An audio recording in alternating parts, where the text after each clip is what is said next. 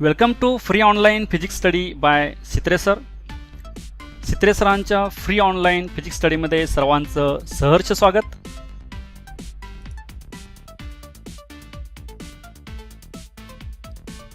In this session we will study HSC 12th Physics Chapter 13 AC Circuits Part 5.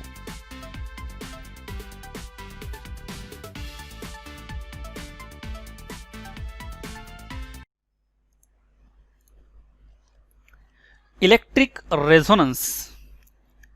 When a system is driven by an energy source whose frequency is equal to natural frequency of the system, the amplitude of oscillations becomes large and resonance is said to occur. ज्यावेळी आपण external driven frequency त्या सिस्टीमच्या natural frequency इतके होते त्यावेळी त्या सिस्टीममध्ये maximum ॲम्प्लिट्यूडनं oscillations होतात. त्यालाच रेझोनन्स ऑकर झाला असं म्हणतात, रेझोनन्स झाला असे म्हणतात. series resonance circuit. There are two types of resonance. First one is series resonance circuit. Now consider this diagram, and here a circuit in which inductance L, capacitance C and resistance capital R are connected in series, and the circuit admits maximum current corresponding to a given frequency of AC is called series resonance circuit. तर ह्या सर्किटमध्ये inductance L, capacitance C, resistance R हे सिरीजमध्ये connect केले आहेत ह्या AC सोर्सला. आणखीन ह्यामध्ये AC सोर्सची फ्रिक्वेन्सी जी आहे ही फ्रिक्वेन्सी ज्यावेळी वाढत जाईल त्यावेळी हा सर्किटमधला करंट पण वाढत जाईल, आणि एका पर्टिक्युलर फ्रिक्वेन्सीला हा करंट ज्यावेळी मॅक्झिमम होईल. आणखीन परत जर आपण हा फ्रिक्वेन्सी जर ही वाढवली तर करंट कमी होतो, तर एका पर्टिक्युलर फ्रिक्वेन्सीला हा करंट मॅक्झिमम असतो. ती फ्रिक्वेन्सी जी आहे त्याला आपण रेझोनन्स फ्रिक्वेन्सी म्हणतो, आणि ज्या फ्रिक्वेन्सीला करंट मॅक्झिमम ह्या सर्किटमधून फ्लो होतो ती जी कंडिशन आहे त्याला ही सेरीज रेझोनन्स कंडिशन म्हणायची. The impedance Z of an LCR circuit is given by. आता ह्यामध्ये असणारा इम्पिडन्स जे आहे, इम्पिडन्स म्हणजे इंडक्टन्स, कॅपॅसिटन्स, रेजिस्टन्स ह्या तिघांनी मिळून AC करंटला जे काही अपोजिशन केले ते अपोजिशन म्हणजेच इम्पिडन्स असतं, आणि ते इम्पिडन्स झेड जे आहे हा under root R² plus in bracket omega L minus 1/ओमेगा C ब्रॅकेट स्क्वेअर. हा झेड आहे impedance, that is opposition offered by these three components, that is inductance, capacitance, resistance for flow of AC current. AC करंटला तिघांनी मिळून जे काय opposition केले त्याला आपण इम्पिडन्स Z म्हणतो.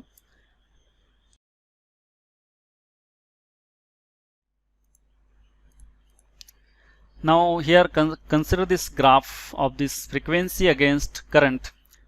Frequency taken along x-axis and current along y-axis. Now here initially as frequency increases current increases up to particular value.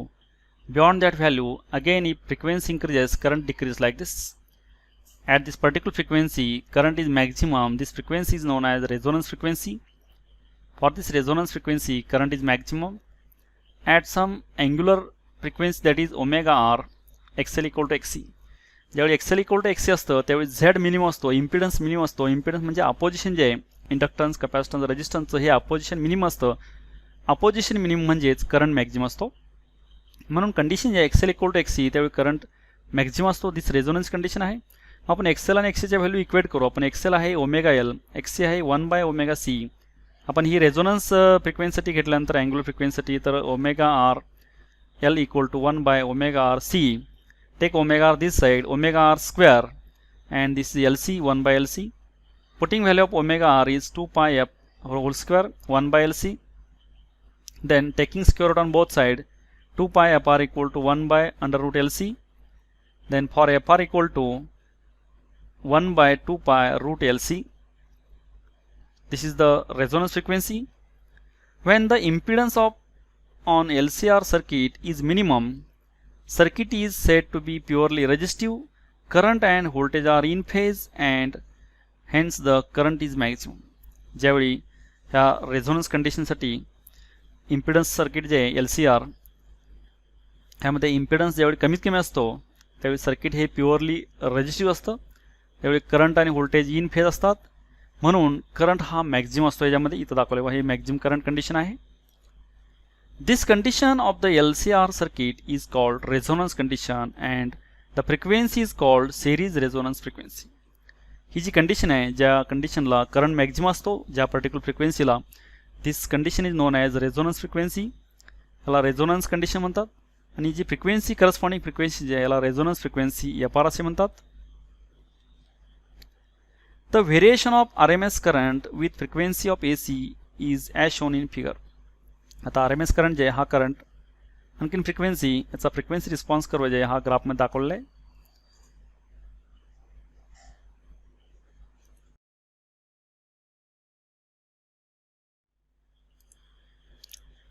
Now characteristics of series resonance circuit. आता सिरीज रेझोनन्स सर्किटचे आपण characteristics पाहायचे आहेत. त्यामध्ये first characteristics आहे resonance occur when XL equal to XC. ज्यावेळी inductive reactance आणि capacitive reactance दोन्ही सेम असतात त्यावेळी रेझोनन्स घडतो, रेझोनन्स ऑकर होतो. Resonance frequency FR equal to 1/2π√LC. तर रेझोनन्सची फ्रिक्वेन्सी जी आहे आपण ह्या फॉर्म्युलाने काढू शकतो.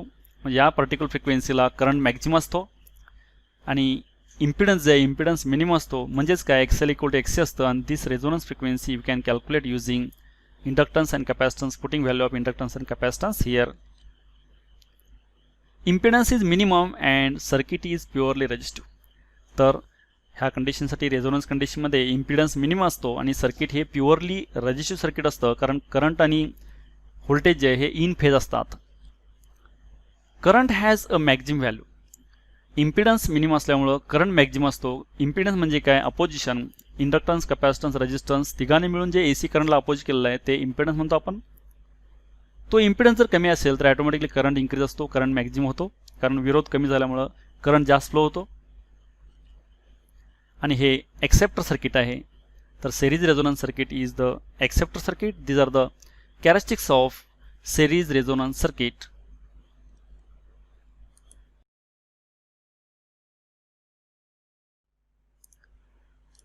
Now next one is parallel resonance circuit. आता आपण पॅरलल रेझोनन्स सर्किट पाहायचं आहे. Now consider this diagram. These two components are connected in parallel, that is inductance and capacitors. These two components are connected in parallel and this parallel combination is connected across this AC source. A parallel resonance circuit consists of a coil of inductance L and a condenser of capacity C joined in parallel to a source of alternating EMF as shown in figure. तर inductance आणि capacitor हे पॅरलमध्ये connect केलेले आहेत आणि हे combination AC सोर्सला connect केलेलं आहे. In case of an inductor, the current lags behind the applied EMF by a phase angle of π/2. Then total current I in the circuit at this instant is. तर inductive सर्किटमध्ये current जे lagging असतो, voltage leading असतं by an angle π/2 that is 90 degree. तर यामधून जाणारा current जे आहे हा करंट आपण तिथं पाहायचा आहे. बा हे AC अप्लाय केल्यानंतर यातून जे करंट पास होईल हा I करंट इथं आल्यानंतर डिवाइड होईल. करंट डिवाइड झाल्यानंतर some current will flow through this inductance, remaining current flows through this capacitor. इंडक्टन्समधून गेलेला करंट आपण IL कन्सिडर केला, कॅपॅसिटरमधून गेलेला करंट आपण IC घेतला, तर टोटल दोन्ही करंट ॲड केल्यानंतर I येतो. म्हणून I करंट जे आहे IC प्लस IL. आणखीन करंट फ्लोइंग थ्रू कंडक्टर जे आहे कॅपॅसिटर, हा कॅपॅसिटरचा करंट आपण युझिंग ओम्स लॉ जे आहे voltage divide by resistance, voltage phi divide by resistance is XL. इंडक्टन्सचा रेजिस्टन्स आपण XL म्हणतो. इंडक्टिव्ह रिॲक्टन्स व्होल्टेज जे आहे E आणि E म्हणजे इथं इन केस ऑफ इंडक्टन्ससाठी E0 sine of ω t minus π/2 येतं प्लस IL जे आहे इंडक्टन्समधला करंट, सॉरी IC कॅपॅसिटरमधला करंट जे आहे हा कॅपॅसिटरमधला करंट E0 इथं हा IC जे आहे इकडे घेतला आहे आपण, IL इथं घेतला आहे. हा इंडक्टन्समधून जाणारा करंट जे आहे E0 upon E upon XL आहे तो, आणि E म्हणजेच काय E0 sine of ω t minus π/2. इंडक्टन्ससाठी असं असतं हे व्होल्टेजचं इक्वेशन. आणि कॅपॅसिटरमध्ये जाणारा करंट जे IC आपण इकडे लिहिलं आहे हे E upon XC, voltage divide by कॅपॅसिटरचा रेजिस्टन्स XC असतो, कॅपॅसिटिव्ह रिॲक्टन्स. आणि कॅपॅसिटरचं व्होल्टेज जे आहे E0 sine of ω t plus π/2 असतं. मग आपण हे E naught upon XL as it is sine omega t minus y by two हे आपण मायनस कॉस ओमेगा टी घेतलं. आणखी इथं sine omega t plus y by two हे कॉस ओमेगा टी आहे. ई नॉट अपॉन एक्सेल ह्यामध्ये E naught cos omega t common घेतल्यानंतर 1 by x c minus 1 by XL राहिलं. मग E naught cos omega t as it is. आता Excel जे आहे हे ओमेगा येईल, तर एक्स सी जे 1 अपॉन ओमेगा सी येतं, त्यामुळे इन्व्हर्ट केल्यानंतर रिव्हर्स मल्टिप्लाय केल्यानंतर ओमेगा सी येतं मायनस 1 बाय ओमेगा एल आहे. This is total current I flowing through the circuit.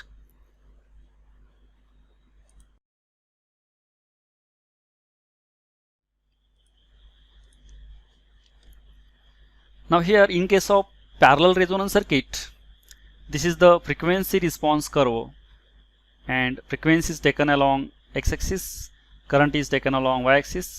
Initially as frequency increases, current decreases up to particular value. Beyond that value again if frequency increases, current increases.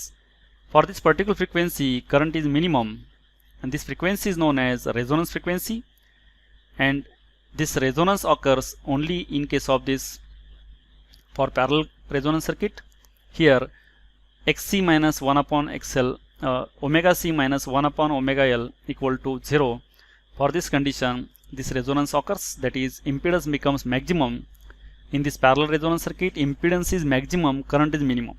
Impedance म्हणजे opposition, inductance capacitance रेजिस्टन्सचा opposition जास्त असल्यामुळं, विरोध जास्त असल्यामुळं current कमी जातो आणि ही current कमी जाणे ही याची रेझोनन्सची कंडिशन आहे. आणि ही condition omega C minus 1 upon omega L ह्या कंडिशनला इक्वल टू 0ला येथे होत असते. मग हे रिअरेंज केल्यानंतर ही मायनस टर्म आपण राईट साईडला घेतल्यानंतर प्लस झालेलं इथं omega c equal to 1 upon omega L. Now here take omega this side, that is omega square equal to 1 upon L C.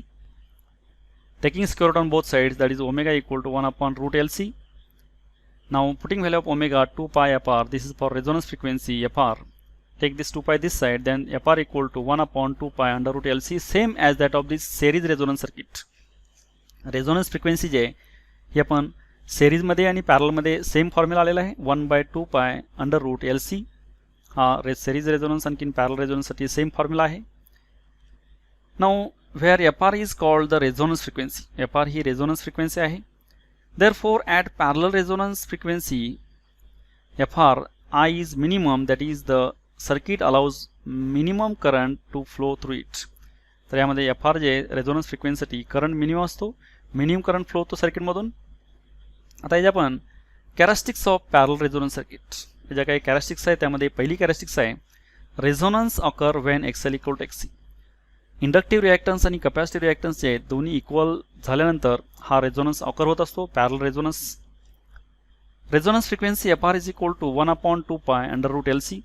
तर रेझोनन्स फ्रिक्वेन्सी जे ज्यावेळी मिनिमम करंट फ्लो होतो, impedance maximum असतो, त्या कंडिशनसाठी रेझोनन्स फ्रिक्वेन्सी आपण ह्या फॉर्म्युलाने काढू शकतो.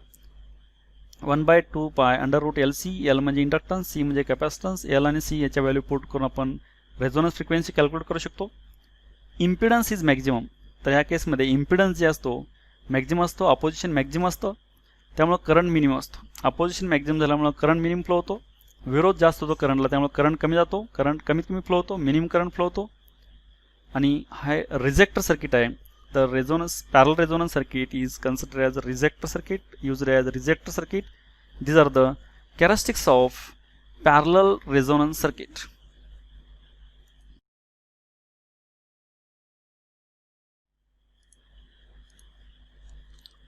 Now next one is sharpness of resonance and Q factor, that is quality factor.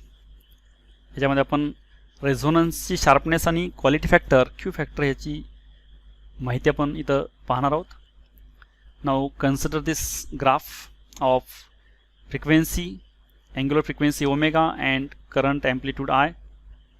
Now as frequency increases this current increases, but for different values of R आपण रेजिस्टन्सच्या value आपण वेगवेगळ्या घेतल्यानंतर आपण 3 वेगवेगळ्या रेजिस्टन्ससाठी हा ग्राफ काढला. पहा हे रेजिस्टन्स जे आहे हे पण नियर अबाउट 50, हा मॉडरेट आहे 15 आणि लो आहे 5 रेजिस्टन्स.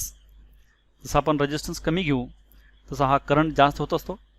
प्लस ह्या ग्राफची विड्थ जी आहे, बँडची विड्थ जी आहे, ही विड्थ पण कमी होते. व इथं विड्थ जास्त होते, विड्थ कमी झालेलं आहे. इथं विड्थ आहे ही, हा कर्व जे आहे हा कर्व शार्प झालेला आहे. इथं रेझोनन्स जे आहे शार्प कर्वसाठी दिलेलं आहे. म्हणून आपण इथं amplitude of current in the series LCR circuit is given bye.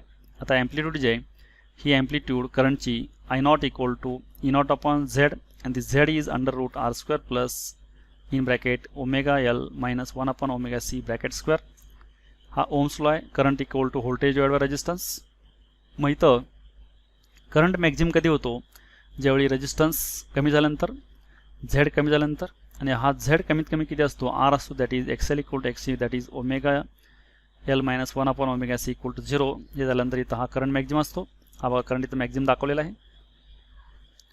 Also if omega is varied then at a particular frequency omega equal to omega r that is XL equal to XC that is omega L that is equal to 1 upon omega r C.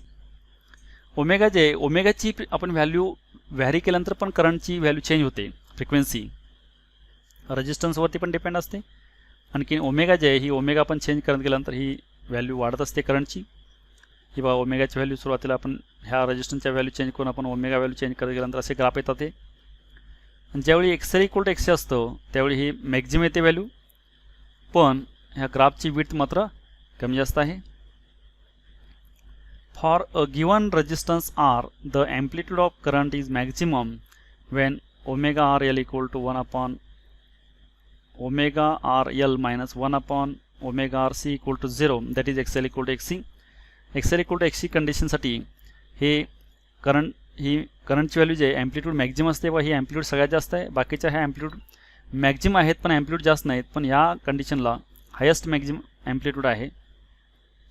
I0 equal to E0 by R and this I0 equal to I equal to E0 by root 2 R and this XC greater than XL condition साठी आहे हे. Sharpness of resonance हा omega R equal to 1 by under root LC ही condition आहे resonance condition. आणि ह्या resonance कंडिशनला maximum हे ॲम्प्लिट्यूड असते. शार्प कर्व असतो हा. बँडविड्थ 2 टाइम्स डेल्टा ओमेगा येते. म्हणजे ओमेगा 1 आणि ओमेगा 2 जे आहेत हे omega 1 omega R minus delta omega and omega 2 he omega R plus delta omega. Delta omega म्हणजे दोन्ही ओमेगा 1 ओमेगा 2 मधला डिफरन्स असतो. इकडं ओमेगा R आणि ओमेगा 2 यांच्यामधला डिफरन्स आहे तो.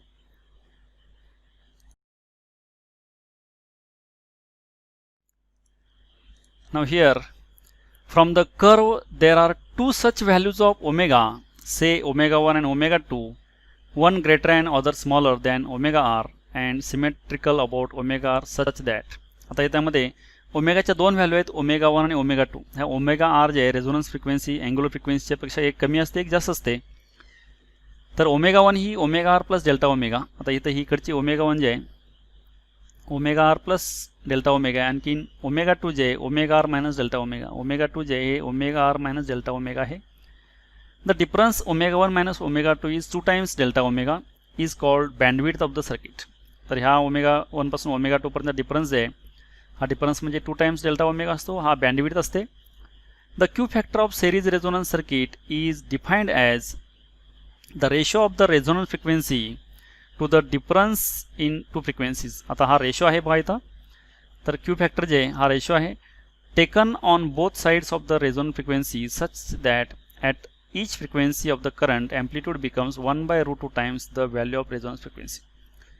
तर इथं 1 by root 2 times इथं E0 by root 2 times R जे आहे म्हणजे I0 by root 2 जे 1 by root 2 times ज्यावेळी करंट येतो इथं त्यावेळेच्या दोन फ्रिक्वेन्सी जे आहेत त्या दोन फ्रिक्वेन्सी म्हणजे ओमेगा 1 आणि ओमेगा 2 असतात.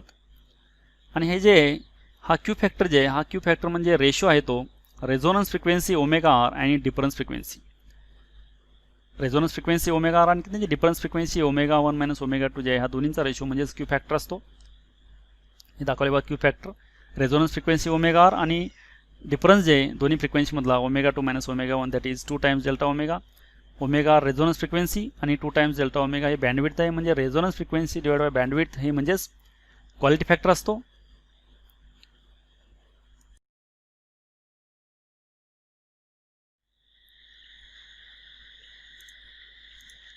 Next one is choke coil. A choke coil is an inductor used to reduce AC passing through a circuit without much loss of energy. तर चोक कॉईल जी असते ही AC जे AC रिड्यूस करण्यासाठी आणखीन energy loss जे हा without energy loss AC जे AC reduce करण्यासाठी AC कमी करण्यासाठी अल्टरनेटिंग करंट कमी करण्यासाठी चोक वापरतात. ह्या डायग्राममध्ये दाखवलेलं चोकचं स्ट्रक्चर आहे बघा, construction. It is made up of thick insulated copper wire wound closely in a large number of turns over a soft iron laminated core. हा सॉफ्ट आयर्न सबस्टन्स आहे. या सॉफ्ट आयर्नवरती ही कॉपरची वायर जी आहे, कॉपरची वायरची वाउंड असे winding हे असे लपेटलेले असतात, वेटोळे गुंडळलेले असतात त्याला. Choke coil offers large resistance XL equal to omega L to the flow of AC and hence current is reduced. यामध्ये लार्ज रेजिस्टन्स असतो, inductive reactance XL equal to omega L, आणि ह्याच्यामुळं करंट रिड्यूस होतो. Laminated core reduces eddy current loss.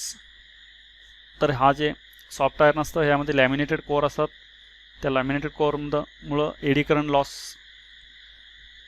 Reduce होतो.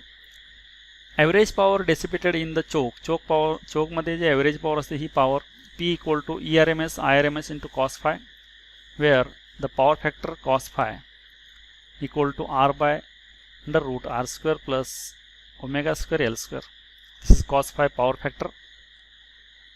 The only loss of energy is due to hysteresis loss in the iron core, which can be reduced using a soft iron core.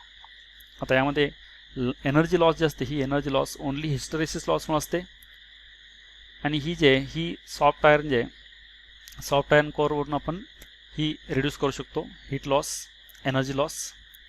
This is about choke coil. Choke coil is used in electric tubelight. This is the construction and structure of the choke coil.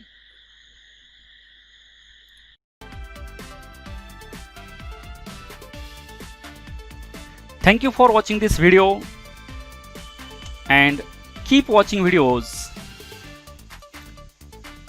And for other videos, see description box of this video, and don't forget to subscribe,